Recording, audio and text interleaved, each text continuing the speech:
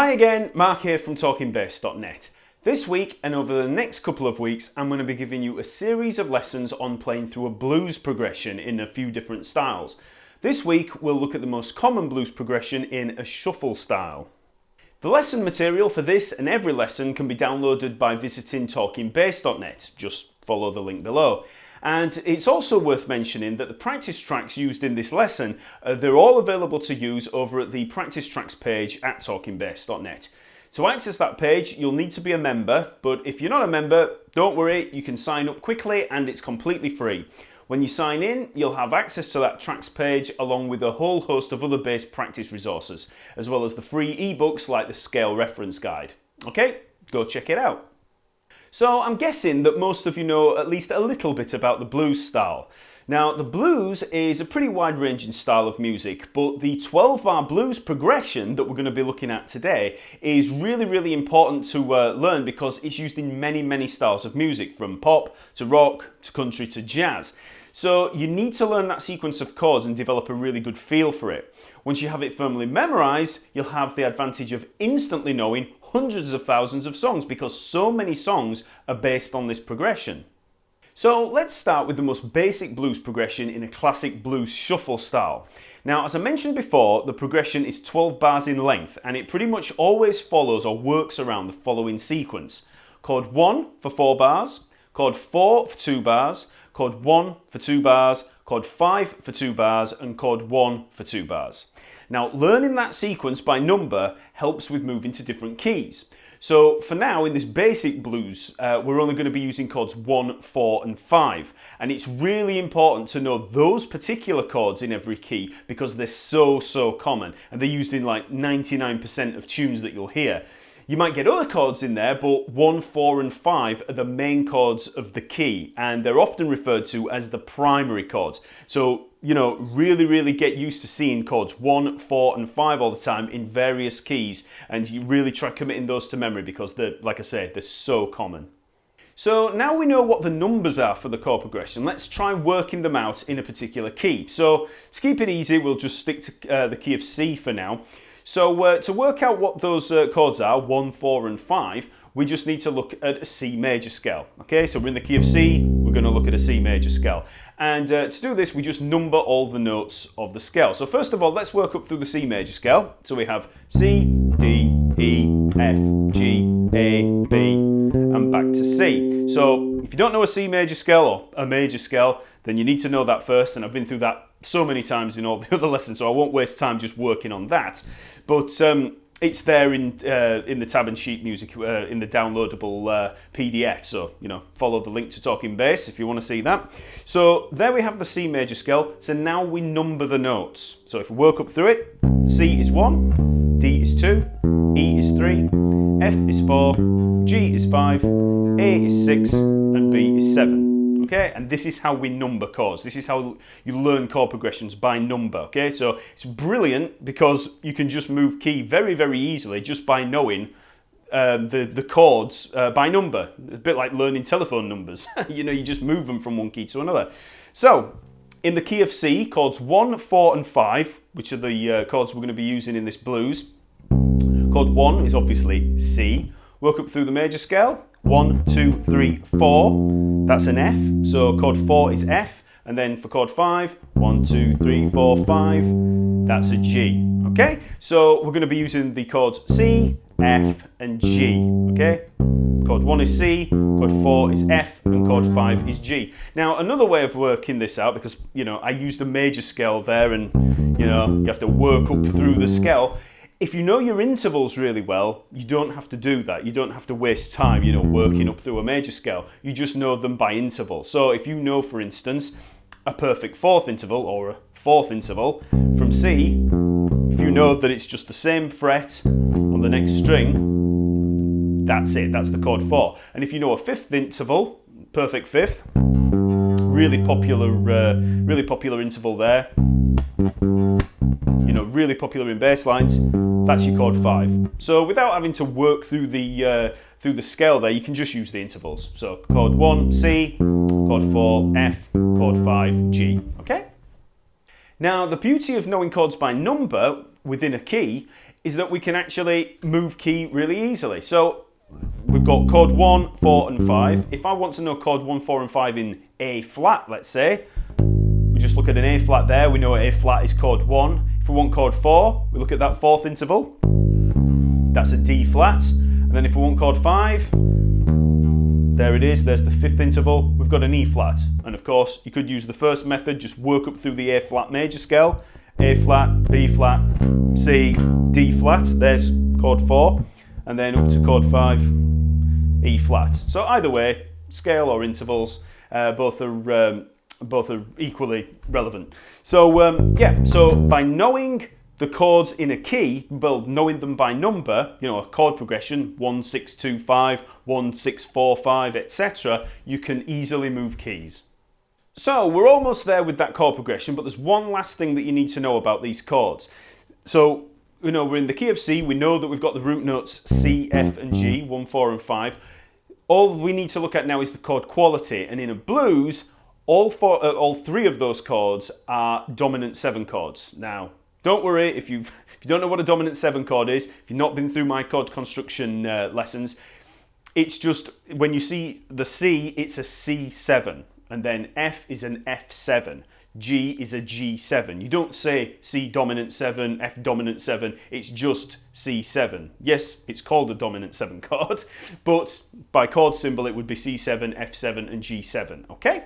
And for any of you out there that are wondering about the chord construction of that, all a dominant 7 chord is we've got a major triad and we put a flat 7 on the top, the minor 7. So we've got, so for a C7 for instance, we come up C, E, G, B flat. So it's 1, 3, 5, flat 7. Root, major third, perfect fourth, minor 7, okay? And you do the same thing for the F as well. F, A, C, E flat, and G would be G, B, D, F, okay? So we've got 3 dominant 7 chords in there. Now the reason that I bring this up, apart from that we're going to probably use them at some point during these next few lessons, is that normally in the key of C major, you would have the chords would be different. You would have C major 7, F major 7, and then G dominant 7. There's only one dominant 7 chord in a major key.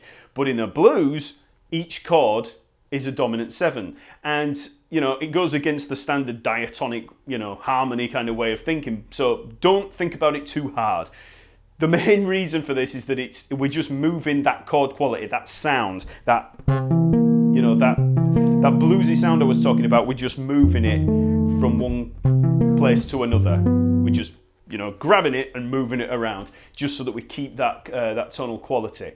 And if I was to play those chords as standard major 7s and dominant 7s in a key, you can hear it just doesn't sound as bluesy. Here's the C major 7, F major 7, and G7. You know, the C major 7 and the F major 7, they're a bit more bittersweet. Whereas here with the dominant 7s, you know, bluesy,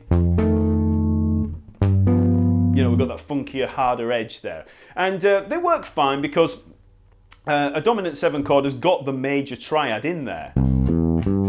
We're just adding that flattened 7th up onto the top. So, like I say, don't get too caught up in the theory behind all of this, because I get asked that question all the time, you know, why are those chords all dominant 7s in a blues if the chords in a major key are this? Don't worry about that too much. It's simply for the sound of it. You're just moving it around. There's no complicated theory behind it all. It's just that, you know, when people are moving through those chord progressions, they like that bluesy sound. Just move it around.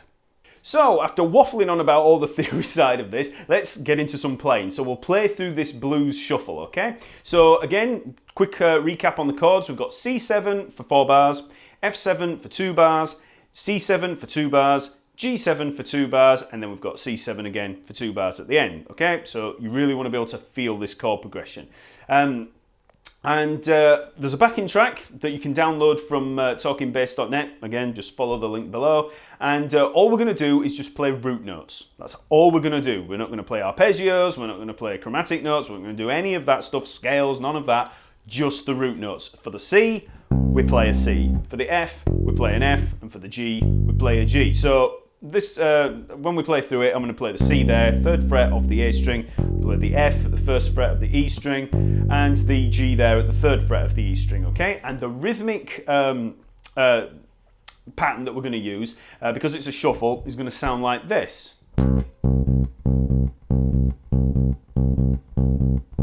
Okay, so it's a shuffle, so it's not straight. If we played straight, it'd sound like this. 1 and 2 and 3 and 4 and. We've got that little triplet kind of lilt to it, so we've got 1 and 2 and 3 and 4 and 1 and 2 and 3 and 4 and, okay? But you'll get into that, just listen to how I play it. So, I'll play along with it, go around it twice, have a listen, okay?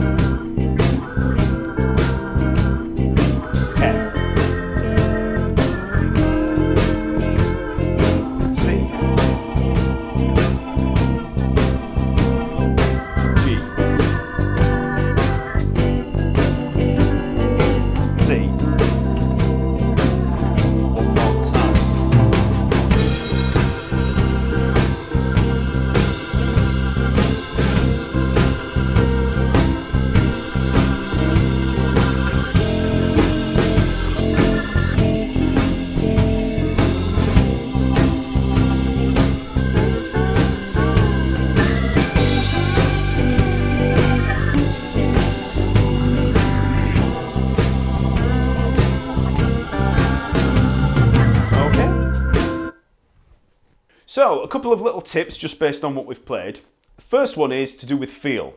Now, you can either play these notes at the one extreme as quite detached, quite short. So, that would sound like this. Okay, bum, ba, bum, ba, bum, ba, bum, ba. At the other extreme, we could play very legato, moving into, so each note moves into the other one, so each for the full held duration, which sounds like this. So ba da da da da da da da, as opposed to ba ba bum ba bum ba bum ba. Okay, so I'll just play those again. So we've got short, held. Okay, and each one can be used depending on how you feel. So you've got at the one end, you've got the short ones, and they've got a much more lively, agitated feel. So a lot more momentum in there. So they're more, you know, like I say, lively. The more legato ones are a lot lazier feeling, so they've got more of a drawl to them. So it depends on the feel of the tune, you know, whether you want it to be more upbeat and, you know, like lively, you know, eyes wide, or whether you want it to be a lazier feel. Okay, so either way, and there's all the different degrees of that in between those two extremes. So you want to think about that when you're playing. Try the two different ways. Just have a listen to how they sound, you know, with the backing track, and you'll get to, you know how they sound in relation to the drums and, you know, little build-ups and things like that, because you can change the feel of the tune by doing that. And it's sometimes I compare it to a hi-hat. If you listen to the hi-hat on a drum, you'll have that.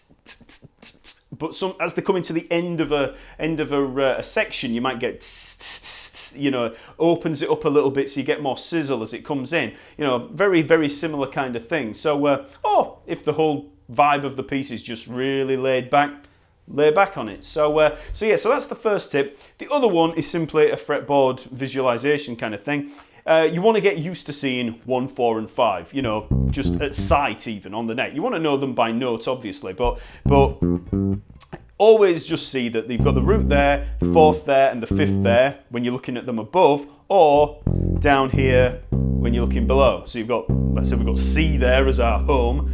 You've got 4 and 5 above, 4 and 5 below. And, you know, for any of you out there that like all the shapes kind of thing, looking at shapes on the neck, you've kind of got a little L shape there, you know, when you're looking at it above, and another little L shape below.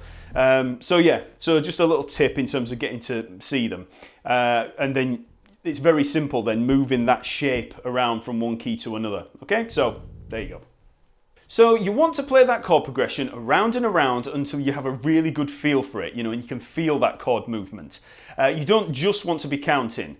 You want to have almost like an instinctive feel of, oh yeah, here comes the chord 4, here comes the chord 5. If you were to, you know, people like B.B. King, there is no way he sat there going, C7, 2, 3, 4, C7, 2, 3, 4, 3, 2, 3, 4, and counting the bars. He just feels it. All players do. You just feel it.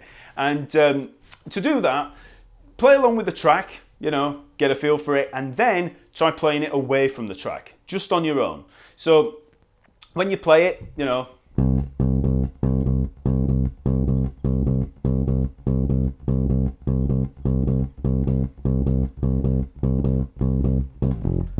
there we are, we've moved to chord 4, and you should feel, okay, moving along, here we are on chord 1, here comes chord 4 now, and you get used to this 4 bar, 2 bar, 8 bar sections. Just so happens this is a 12 bar, which is obviously not a 2, 4 or 8, but you will get used to the feel of it. So again, play it away from the track.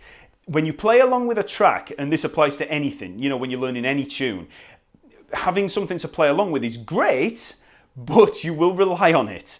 So as you know, if you know, as you're playing along, you'll hear the chord change, and it's just enough to, you know, even the little things that might go off on the track to signal something changing. It's all enough to give you prompts and cues, and you don't want that. You want to feel it internally. So, like I said, this applies to everything. If you're in a band and you've got a set list, you know, to learn a load of tunes, yeah, play along with the originals. That's incredibly important, and that's how to learn it. But if you want to know whether you know a set of tunes before going to a band rehearsal or a gig, try playing them away from anything. Just play them along to yourself. And if you can't play them, it means you don't know it correctly. Okay? Now, before we move on to some other extra chords in there, I'm just going to give you a couple of quick little tips on making things a bit more interesting in our bass line, because that root note shuffle line that we've been playing could become quite boring, you know, if we're playing it round and round. Now, one of the main ways to add interest is to use a repeating riff, which I'll come to in a second, but if the bass line is definitely supposed to be root note orientated, you can try adding some simple lines for approaching each chord. Now, first of all, let's have a look at a basic chromatic approach from chord 1 to chord 4. Now, don't worry about the terms chromatic approach, don't worry about that too much. All we're going to do is move, when we move from chord C to chord F, so chord 1 to chord 4, you know, in bar 4, we're going to lead up to it using C, D, E flat, E. Okay, so we're just working up through the notes, well, scale notes and chromatic notes, up to that F. Okay, and it gives us a nice little lead into it. So, if I was to play through that, we'd have, it's called C7, 2, 3,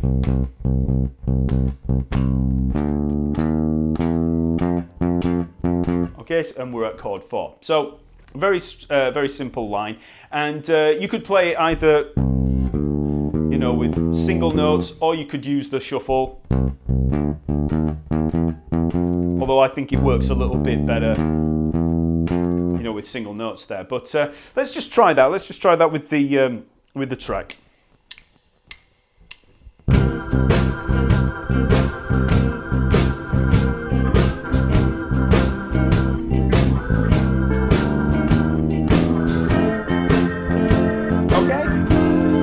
So it's a very simple line, and it will always work there. So that's the first line. We can also use shorter chromatic approaches from 2 notes above or below the following chord, and this works for every single chord in there. So let's just have a look at how we would approach, let's say, an F. Okay, so we're on the chord C, and we're about to go to chord F. First of all, let's approach from above, because we approached from below last time. So to do that, we just look 2 frets above, that's a G, and we just come down from there. So G, G flat, F. That's it. So you just look at the chord you're about to move to, and then just play the 2 notes above it. Descending, obviously, to come into it, just leading into it. Okay? And then when we want to come back to the C, there's the C, we come down from the D. D, D flat, C. Simple as that. Then we go to the G, we could go to that G or this G. Let's say we go down to this G. We've got the A flat G. Again, 2 frets above and just come down. Simple as that, okay? And like I say, it works for every single chord. So I'll just play through with the track and I'll just play chromatic approaches from above and you'll hear how it sounds, okay?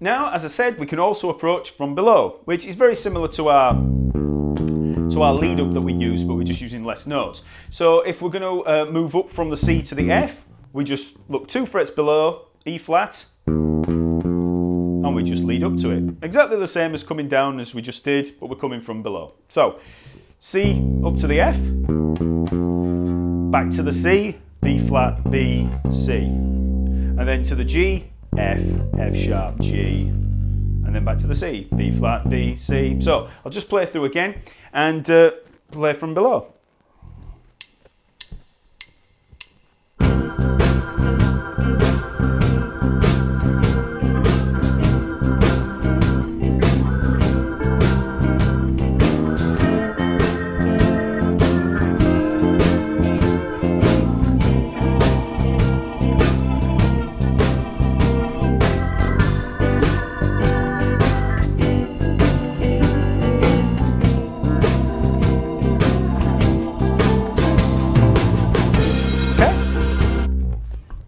So I played those chromatic approaches there quite fast. You know, I was playing them with the 8th note feel, but we could also drag them out a little bit and play them as quarter notes, like this. So that's very similar to how we did the, you know, the lead up to the chord 4 from chord 1.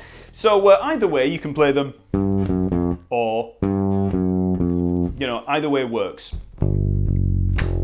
So this time I'll play through the track again, I'll go around it a couple of times and I'll put in the big lead up to the F, and then I'll put in a variety of different chromatic approaches to each of the chords. And you just want to practice playing along with the backing track, round and round and round and round, experimenting. Getting used to which ones you like, you know, get a little bit of vocabulary from it. Just, know what they sound like, and find the ones that you prefer. And you'll start to automatically go for them and feel them. It wants to be instinctive. You don't want to be thinking too much about this stuff because otherwise it'll sound forced. It's got to be, kind of on autopilot, and you just feel it and just move into them, okay? So here I'll just play through the whole track using a variety of them.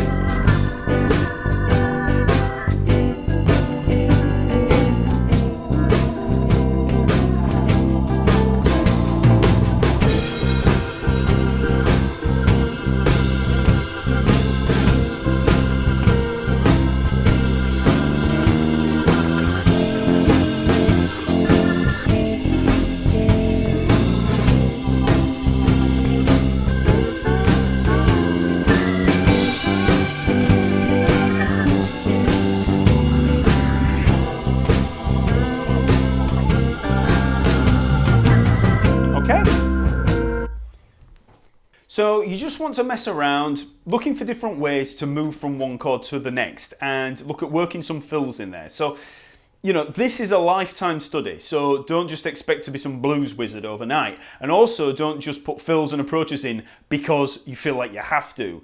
Try just keeping it simple with no approaches. Overdoing it is fine, as you practice, but on a gig, you're often best working from a more simple foundation and then adding extra notes in there, sparingly. It makes them all the more sweeter when you do play them if you do it sparingly. If you play fills all the time, it just becomes predictable and boring. The less you play, the more interesting the smallest things will become. For any Eddie Murphy fans out there, you want your fills to be like, that Ritz cracker. Now, before I go any further, it's worth reminding you that you need to be playing these blues progressions in as many keys as possible. Over at TalkingBass.net, I've provided tracks in both C and F, but you'll need to try more. So try using apps like iRealBook and Band in a Box in order to help with all of this, or just try playing away from the full tracks and just play to a drum machine or a metronome. Just try as many keys as possible. So just as an example, let's try playing in the key of F. So remember that we need chords 1, 4 and 5, so familiarise yourself with that first. So we're in the key of F, so we've got the F down here, first fret of the E string, so that's chord 1. Chord 4, remember we can work up through the scale, F, G, A, B flat, 1, 2, 3, 4, there's chord 4, or we just see it as a fourth interval, much easier that way. And then chord 5, so F, G, A, B flat, C, okay? So C7 is chord 5, so 1, 2, 3, 4, 5. So we have chords F, B flat and C, 1, 4 and 5. So our blues progression is going to be based on that. So we're going to have F7 for 4 bars, B flat 7 for 2 bars, F7 for 2 bars, C7 for 2 bars, and then back to F7 for 2 bars, okay? So we'll just try playing through just as we did before, just in the key of F with the backing track, okay?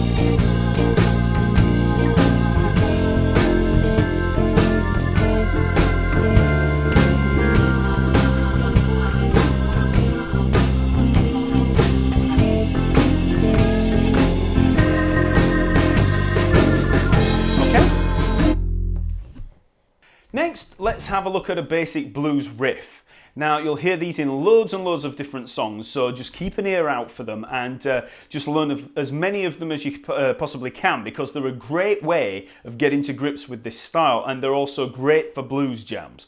So the first riff that we're going to look at sounds like this.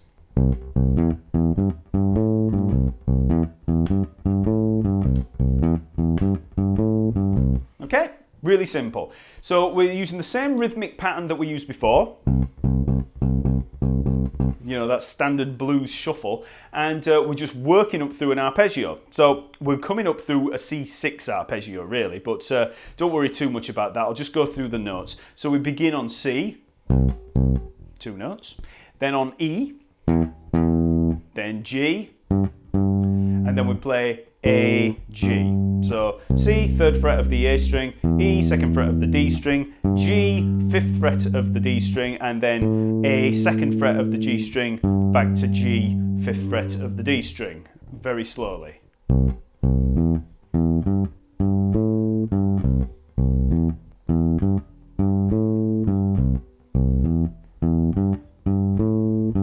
Okay, so in terms of the analysis, that's 1, 3, 5, 6, 5. Root, major 3rd, perfect 5th, major 6th, and back. And it starts with a major triad, and then we just add that little 6th in there.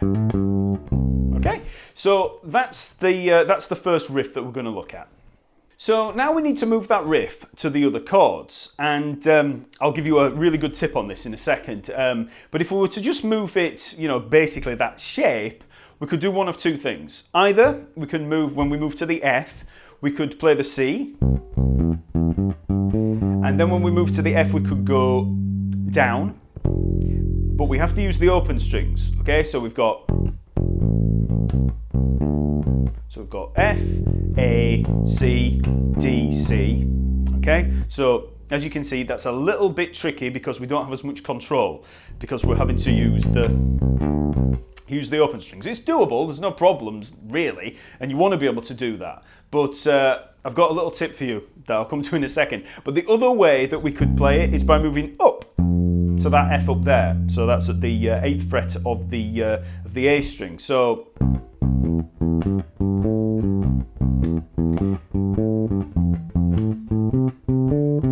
so you just move that whole pattern around. And then for the G, obviously, we can play it down here, or we can play it up here. Either way is fine. We'll just stick down in this low position for now. So, here's the little tip. When you learn a riff like this, instead of just learning that one single pattern, try learning it starting from different fingers, and it will be a really good get out of jail free card for you. So I'll show you what I mean. So at the moment we're starting on the 2nd finger, and we're playing up through 2, 1, 4, 1, 4. That's the fingering. But we could also play it like this, starting on the 1st finger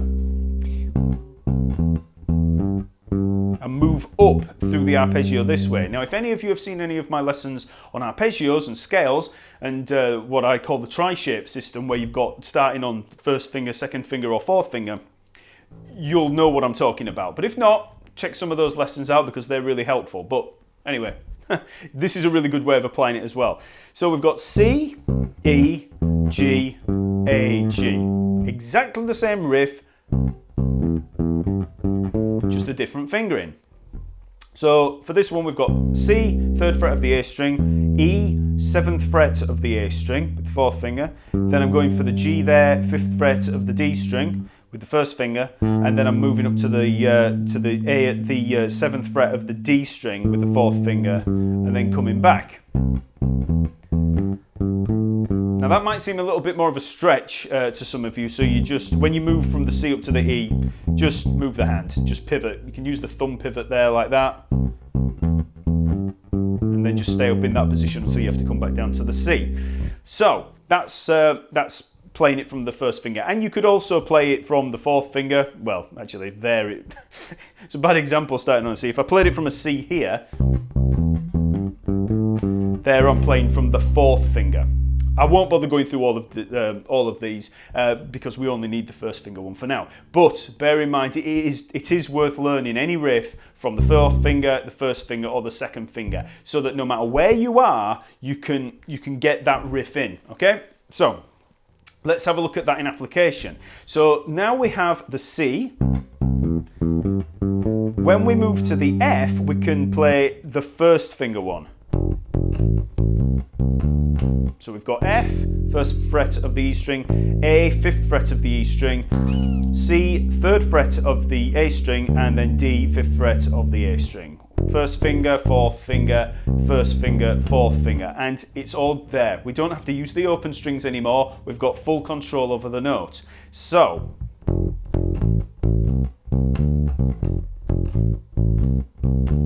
then when we move to the G, we can still play that one starting on the 2nd finger because we don't need to use the open strings, and it all just fits under the hands nicely. So there's no moving around, and we're not going to feel the pressure of wanting to move up to these ones just so we can move that shape around. You don't want to be limited by shapes in that way. I mean, the ideal way is to just know the notes. Know the notes on your neck, know the notes of the riff, and you can just play it anywhere you want. But if you are basing everything on patterns, then this is a way of getting around that kind of deficiency, if deficiency is the right word to use for that. So we've got C on the 2nd finger, F on the 1st finger, and G on the 2nd finger. So let's try that with the track, okay? So in the key of C.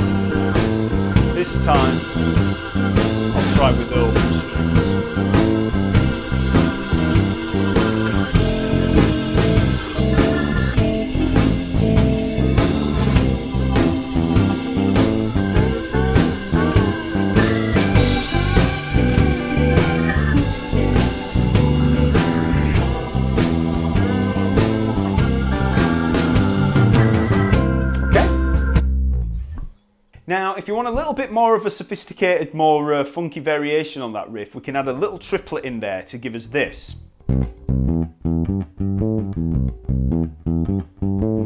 Okay, so we've got that little triplet at the end. And some of the B.B. King fans out there might know this as the riff from Paying the Cost to Be the Boss. So that's a really famous tune by B.B. King. And so if you've not heard that, check it out and you'll hear this riff. So we've got same riff. C, E, G, just work up the major triad, and then instead of just playing the A, G, we play A, G, E. So we come.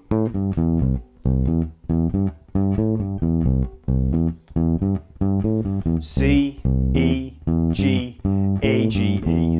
Okay? And that's all there is to it. But you have to be a little bit more fleet of finger to play it. So.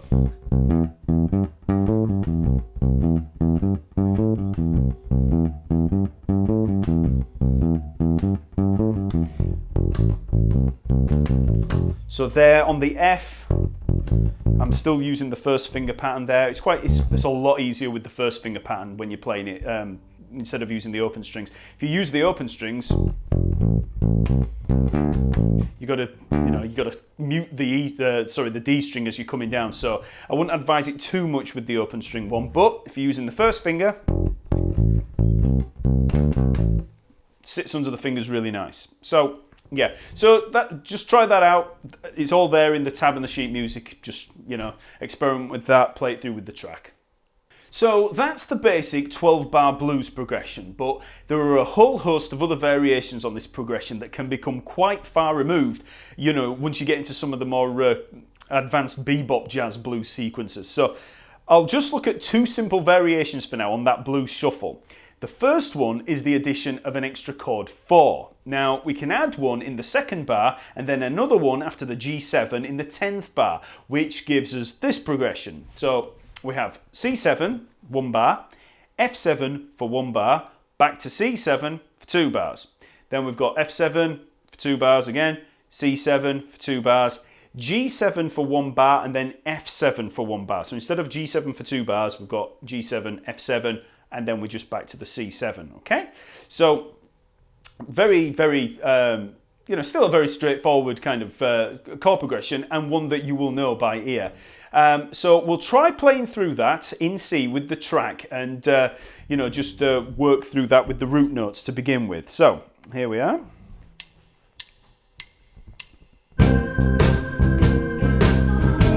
There's the chord 4.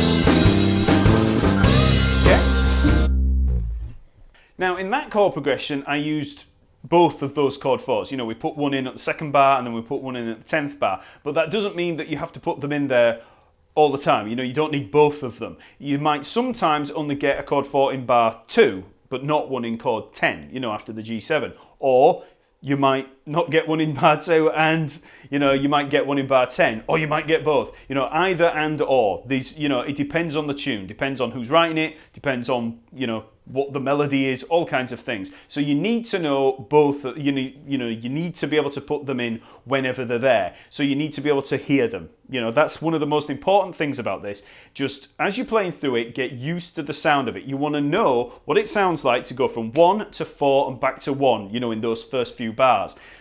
And if it's not required, it's not required. And then you want to know the sound of chord 5 down to chord 4 and then back.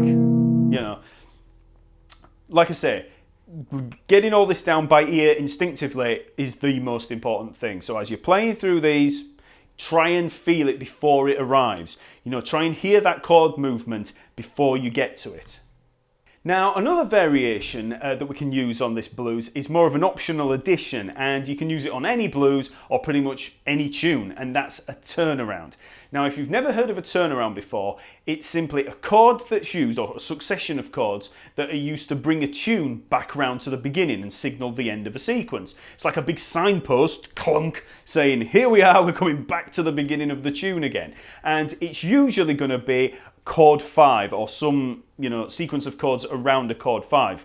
Not always, but you know, a lot of the time it is. Chord 5 is the strongest type of turnaround because it's just got so much movement and tension moving back to chord 1. If you've not seen any of my harmony lessons or you know, chord construction lessons on TalkingBass.net, then go seek some of those out because I talk about it a hell of a lot. You know, this chord 5 to chord 1. No matter what style of music that you're learning to play, you really need to know about that. It's called a perfect cadence, chord 5 to chord 1. And you can hear it if I just play some chords, C, F, G. You can hear that coming back to chord 1. Okay, that's the sound of chord 5 to chord 1. So we're going to use that for our turnaround. So in the key of C, obviously, we know what our chord 5 is. It's G, so we've got the G7. So all we're going to do is put that chord 5 on the last bar, and it'll see, you know, it'll signal coming back. You'll feel it. You'll hear how it sounds. So I'll also use all of the others. I'll use the chord 4s in there as well. So this backing track is going to contain all of the changes that we've covered, the chord 4s, and we're going to have the turnaround of chord 5. So the whole chord progression is going to be C7 for a bar, F7 for a bar, C7 for 2 bars, then F7 for 2 bars, C7 for 2 bars, then G7, F7, then C7, and then for the final bar, G7. Okay, so as you play through it, first of all, go through just with the root notes and just try and hear that turnaround at the end, okay? So here we are with all of those changes.